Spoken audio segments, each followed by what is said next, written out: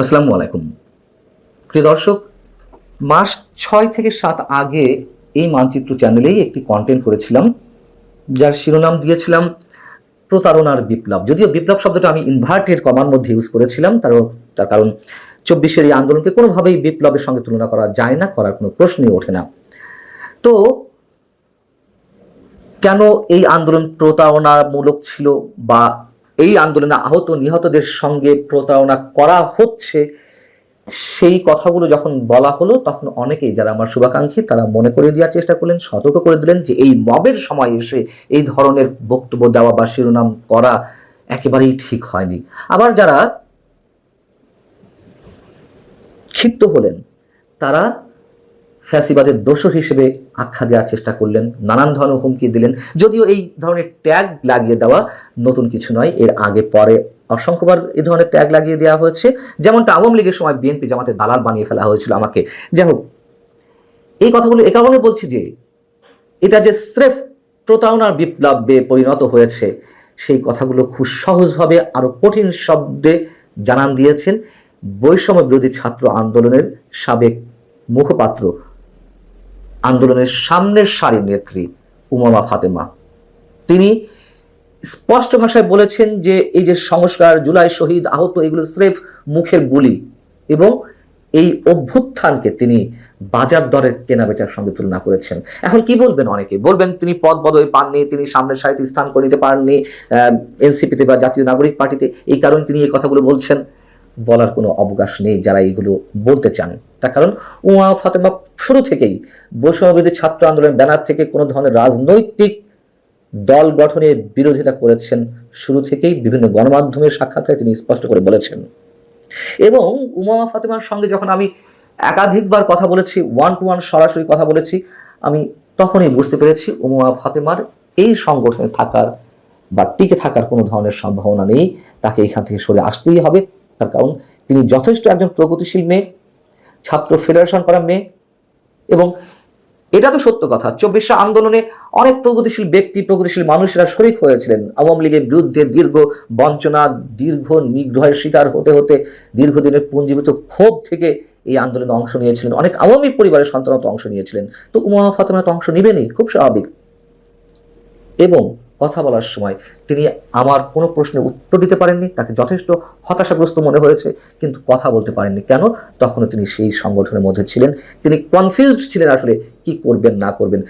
এবং পরে এসে বিস্ফোরণটি ঘটলো। এই বিস্ফোরণটি ঘটলো যখন বৈষম্যবিরোধী ছাত্র আন্দোলনের কমিটি গঠন হলো গত 2 দিন আগে। তারপর পরে তিনি ফেসবুকে পোস্ট দিয়ে এই ছাত্র আন্দোলনের ভিতরের পরিস্থিতি, ক্ষমতার দ্বন্দ্ব, সুবিধাবাদ এবং অনিয়মের বিভিন্ন দিক একবারে খোলাসা করে দিয়েছেন। এনসিপির মুখোশ অনেকখানি খুলে ফেলেছেন। তিনি এই মন্তব্য করছেন, দলীয় লেজুর এবং প্রেসক্রিপশনের বাইরে এই ব্যানারটি যদি স্বাধীনভাবে কাজ করতে পারতো, অর্থাৎ জাতীয় নাগরিক পার্টি বা এনসিপির নির্দেশনায় তো এই সংগঠনটি এখনো চলছে, তাদের কোনো ধরনের নির্দেশনা খবরদারি না থাকলে এই সংগঠনের যারা কাজ করতেন তাদের কারণে তাদের এনসিপি বা জাতীয় নাগরিক পার্টির অনেকের রাজনৈতিক ভবিষ্যৎ হুমকির মুখে পড়ত। এবং তিনি বলছেন যে তিনি এই সংগঠনের মুখপাত্র হওয়ার সত্ত্বেও ফেসবুকে তার বিরুদ্ধে নোংরা প্রচারণা চালানো হয়েছে। এবং এদের সম্বন্ধে বলতে গিয়ে তিনি বলছেন যে কথিত সহযোদ্ধারা মানুষকে টিস্যু পেপারের মতো ব্যবহার করে এবং প্রয়োজন ফুরালে ছুঁড়ে ফেলতে এক মুহূর্ত নেয় না। প্ল্যাটফর্মের ভেতরের পরিস্থিতি বর্ণনা করতে গিয়ে তিনি এই সব কিছুকে বদ্ধ জলাশয় এবং পোকার মতো সুবিধাবাদীদের খেয়ে ফেলার মতন বিষয়ের সঙ্গে তুলনা করেছেন। উমামা ফাতেমা একথাও বলছেন যে সংগঠনের ভিতরকার অবস্থা যখন এই সংগঠনের সাবেক আহ্বায়ক হাসনাত আবদুল্লাহ কিংবা অন্যান্য নেতাদের জানানোর চেষ্টা করেছেন, কোনো ভিত হয়নি, বরং তাদের আচরণগুলো রহস্যজনক মনে হয়েছে। আমরা তো প্রতিনিয়ত তাদের কত বিপ্লবী কথাবার্তা শুনছি, তাই না?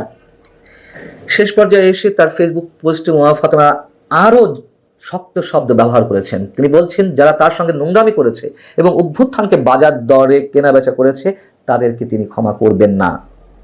এবং তিনি বৈষম্য বিরোধী ছাত্র আন্দোলনের ছাত্রদেরকে পড়াশোনার টেবিলে ফিরে যেতে বলেছেন। এই শব্দটা আমাদের কাছে খুবই আশ্চর্যজনক। এই কারণে যেই ছাত্ররা বাংলাদেশ পাল্টে ফেলার স্বপ্ন দেখায়, নিজেরা রাজনীতিবিদ হয়ে উঠেছে, কখনো পড়াশোনার কথা তাদের মুখ থেকে আমরা শুনিনি, কাউকে পরামর্শ দিচ্ছে অথবা দেশের শিক্ষা সংস্কারের জন্য তারা কোনো দাবি তুলছে। কি অদ্ভুত। ঠিক একইভাবে ডক্টর মোহাম্মদ ইউনূসের কথা বলা যায়, কখনো তিনি ছাত্রদের উদ্দেশ্যে পড়াশোনায় মনোযোগী হতে বলেননি। এবং এই বৈষম্যবিরোধী ছাত্র আন্দোলনের ব্যানার থেকে যেই দলটি গড়ে উঠেছে, জাতীয় নাগরিক পার্টি, তাদের অনেকে তো দাবি করেন যে তারা 200 থেকে 300 আসন পাবে, তারা ক্ষমতায় যাবে তার মানে। অথচ আন্তর্জাতিক গণমাধ্যম, তাই ইকোনমিস্ট, গত একদিন আগেই তারা যে প্রতিবেদনটি প্রকাশ করেছে এবং তারা তাদের জরিপের কথা জানিয়েছে, যেখানে দেখা যাচ্ছে এনসিপির জনপ্রিয়তা মাত্র 5%। দুর্ভাগ্য বাংলাদেশের মানুষের যে এই ছাত্র নেতাদের চোখেই তারা স্বপ্ন দেখতে চেয়েছিল, আমরা দেখতে চেয়েছিলাম, কিন্তু শুরু থেকেই একটা অভ্যুত্থান সফল হওয়ার পরপরই এমন একটা বিষয় হয়ে দাঁড়ালো তাদের যে কি না কি করে ফেলেছে। দখলবাজি, চাঁদাবাজি, তদবির বাণিজ্য, সন্ত্রাসী কর্মকাণ্ড, মবে নেতৃত্ব দেওয়া, লবিং, গ্রুপিং, ক্ষমতা লিপ্স হয়ে পড়া, ক্ষমতায় যাওয়ার জন্য যা ইচ্ছে তা করা, ভিন্ন রাজনৈতিক দলের সিনিয়র নেতাদেরকে সম্মান করে পর্যন্ত কথা না বলা, এই জায়গায় এসে পৌঁছেছে এই নেতারা। উমা ফাতেমা ঠিক মুখোশটা অনেকখানি খুলে দিয়েছে। এতে আমরা খুব খুশি নই যে একের পর এক এদের এই চরিত্র, এই চেহারা দেখতে হচ্ছে। তার কারণ স্বপ্নভঙ্গ তো হয়েছে আমাদেরই। ভালো থাকুন সবাই। আল্লাহ হাফিজ।